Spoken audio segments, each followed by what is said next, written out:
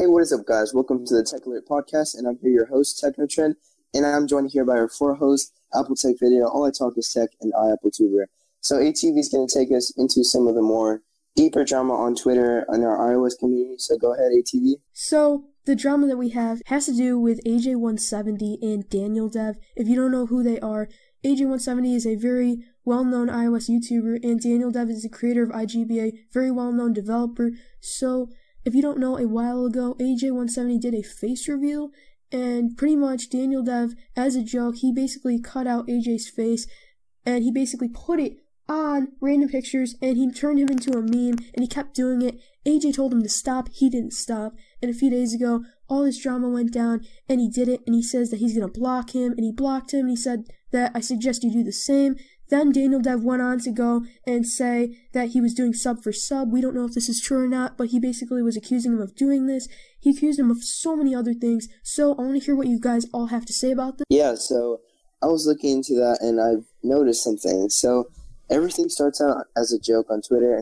We can't really express our words on Twitter as easily because 144 characters isn't enough to express our emotions. So I think it's best to talk it out instead of chatting about it, which nothing can ever be solved, or nothing can actually be solved just by texting about it. So I think that the memes kind of were a joke at first, and then it kind of turned into a little game, and then after a while it wasn't a game anymore, and it started to make AJ feel harassed in a way. So I think anyone who's feeling harassed should be able to defend themselves in any way they see fit, as long as it doesn't hurt anyone. So the memes of AJ were funny at first, but the memes kind of grew into something else, and they're kind of like a whole genre of AJ.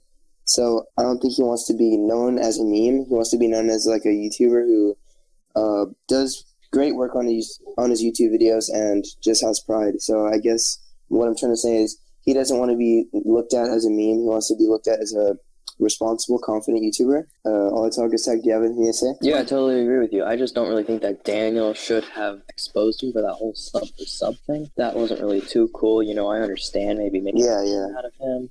But then, like, if you're going to get revenge at him, not really revenge, but if you're going to get back at him for blocking you, you shouldn't, you know, quote-unquote, expose him for sub. That's not really that cool. And it's a little not even real.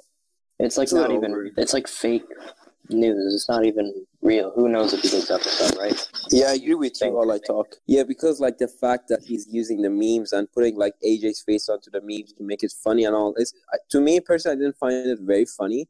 But still, I personally do believe like he had to keep it with himself and not share it on Twitter or tag AJ. Yeah. When he knows that AJ doesn't like that stuff, because I'm sure they have been friends for a while and they know each other properly. So what I think is that like what he did was wrong, and like saying that AJ has about 17K subs and like saying that he did sub for sub or something like that, it really is immature of Daniel himself. But anyways, I just felt that he shouldn't have done this, or he shouldn't have like tried to expose him. We don't know if this is true or not. I don't know, but I still do believe that he shouldn't have done it. And yeah, that's what I had to say about this.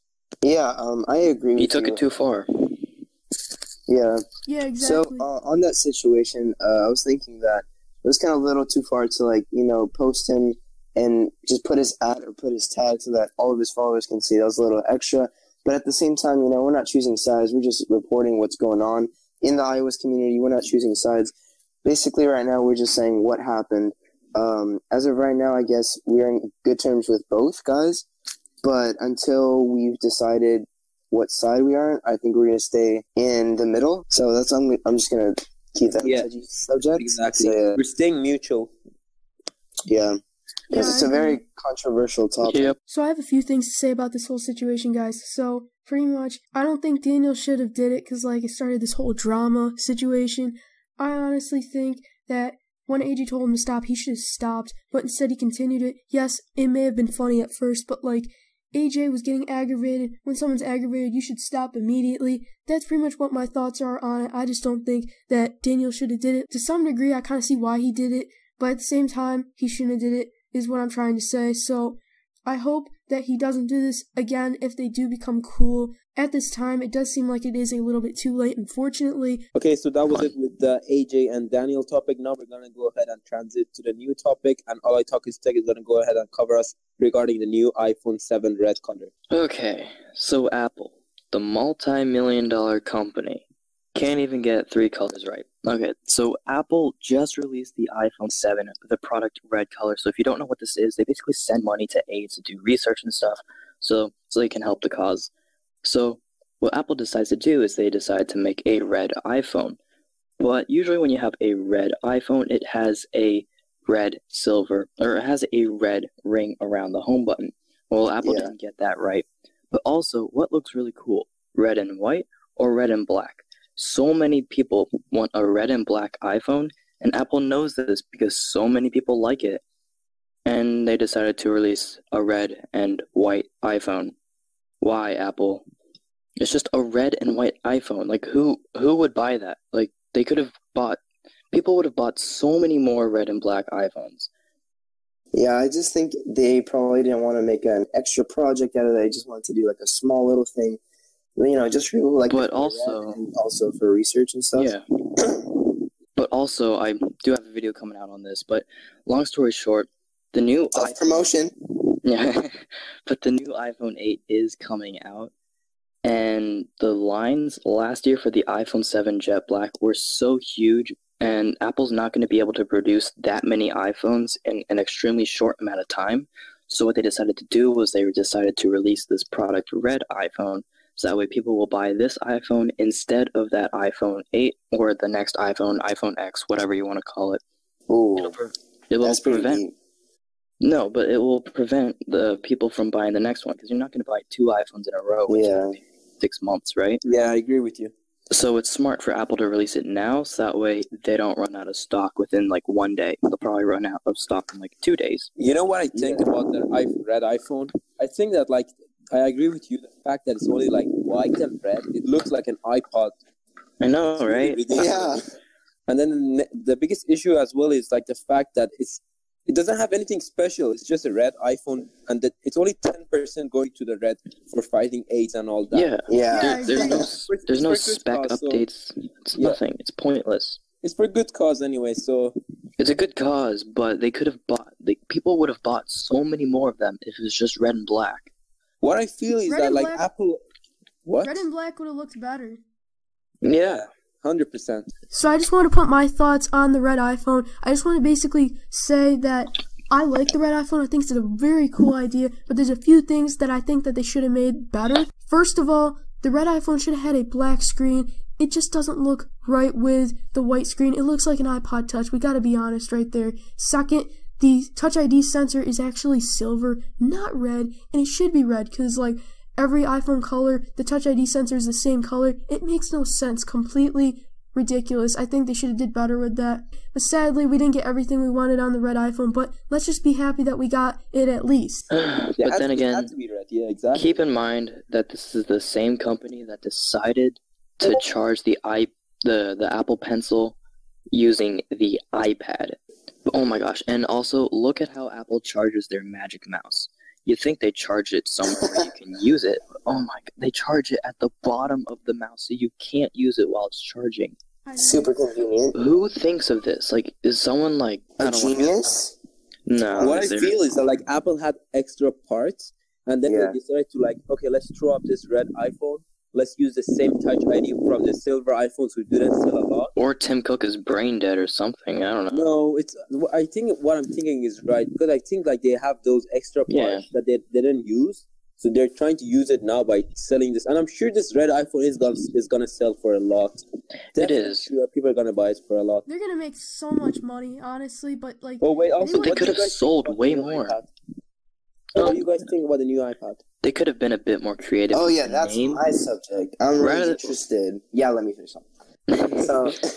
So the new iPad, I'm super excited for that. So I heard it's actually more like, it's not supposedly a budget iPad, but I'm going to be calling it a budget iPad because it costs so much less. The starting price on the Apple website is $329, which is so much better. Yeah, instead of paying $500, $600, $700 for an iPad.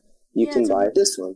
It's a really good deal. I honestly think it is. I mean, sadly, you don't get as many like nice features than you would on the other iPads, but like, I mean, if you're not that rich or anything, like this is great for you. Like, it's a great item. Yeah, because like some of the features are still the same, such as like Retina display, 64-bit E9 chip, same 10-hour battery life. The only downside of it was the camera for FaceTime and the other side camera were also downgraded. So the FaceTime camera the outward-facing camera is 8 megapixels, which is pretty low. I'm not sure about the the FaceTime camera, but it still has Retina display, which is. But keep in mind, the price is still low. Yeah, it's super low.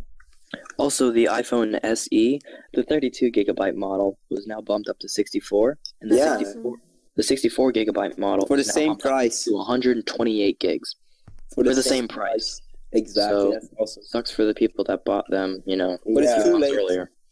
Sucks for the people that bought them like a week ago.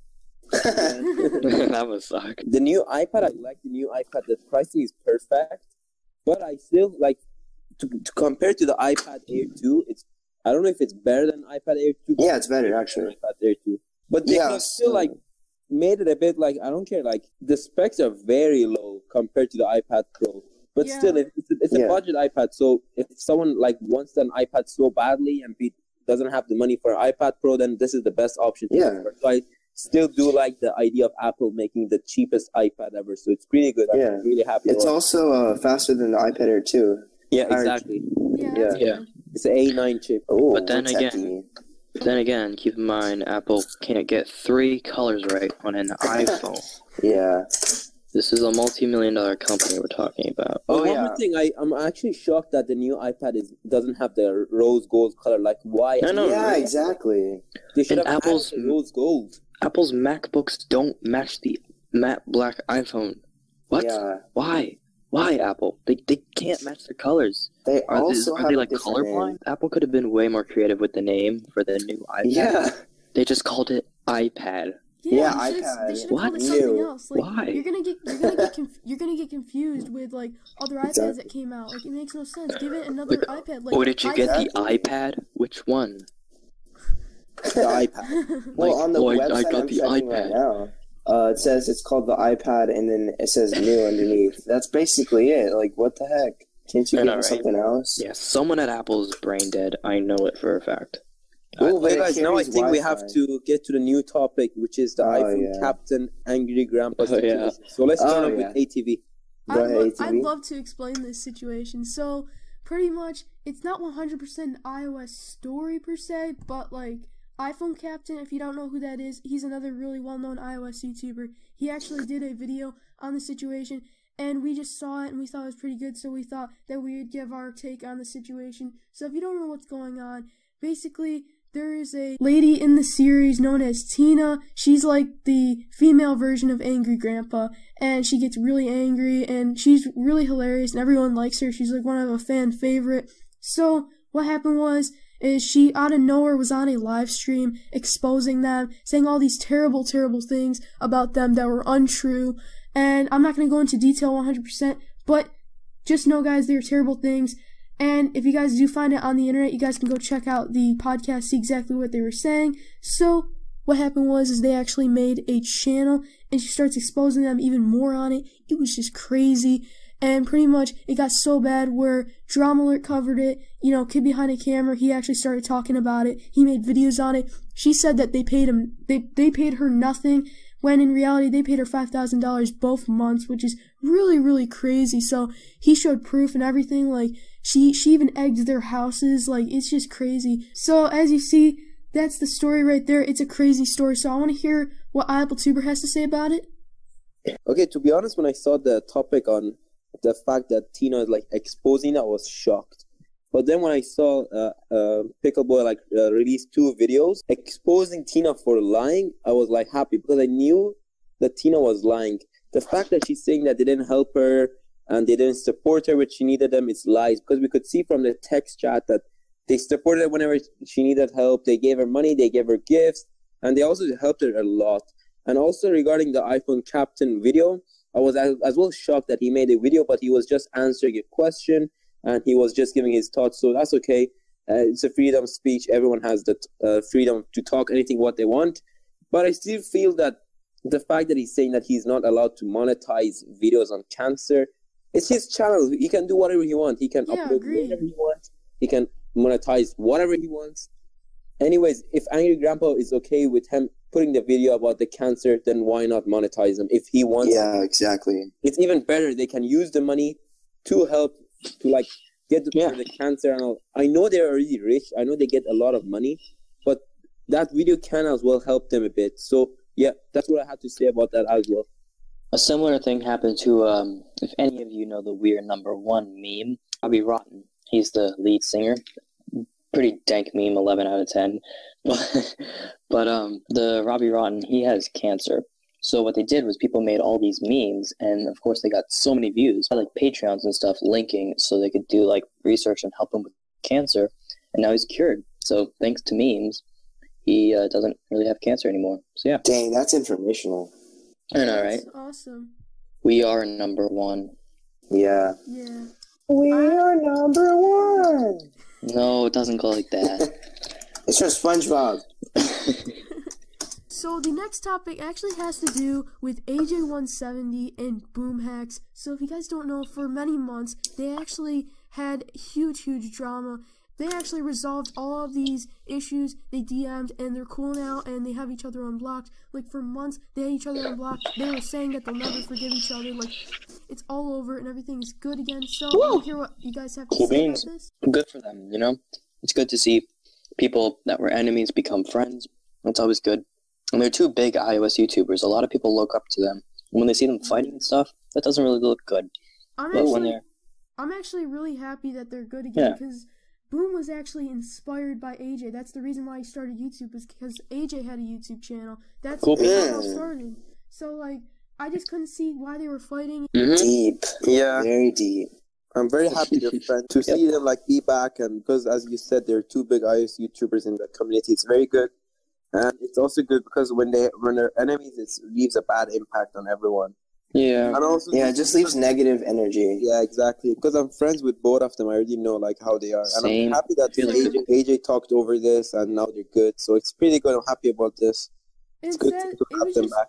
It was just crazy because the Boom fans attacked the AJ fans, and, you know, it went every way around. It was just terrible, and, you know, a lot of bad things happened in this situation. That's why I'm really happy that they resolved this. Like, now they can move forward and be good friends. Yeah, same. I feel the same. Yeah, the salt has diminished greatly on Twitter. Yeah, I'm really happy that AJ and Boom made it together. That means a lot to me. And I just wanted to say that they're my favorite YouTubers. And I just really wanted to say, okay, I'm not going to go. They're my favorite YouTubers. The topic which I'm going to start up with is the new iPhone store. So if you don't know, guys, the iPhone store, it's been like several months that it stopped working. It's out, no more there. So now Signalis is back with the same developer DTA teams, and I'm very happy that he brought this new project to the community. It is paid signing service, but it's 100% worth it. I already have it now. I had both iPhone store and this one, and it's pretty nice. The same design, everything is nice, the new icon, everything is good. And I'm very happy that DTA brought this project back, and that's what I had to say about this. So I honestly think that it's really awesome that DTA Themes has brought this back, because iPawn Store was one of the best signing services that ever was created, and it was just such a big letdown. It got revoked and none of the apps worked anymore. I'm so glad he's coming back with this, because, like, seriously, we get to use his amazing signing service again. We get to get all the amazing apps that he worked hard to get signed. It's just amazing, guys. Hope you guys enjoyed. Leave a like and sub down below. We love you guys. We'll be editing harder and better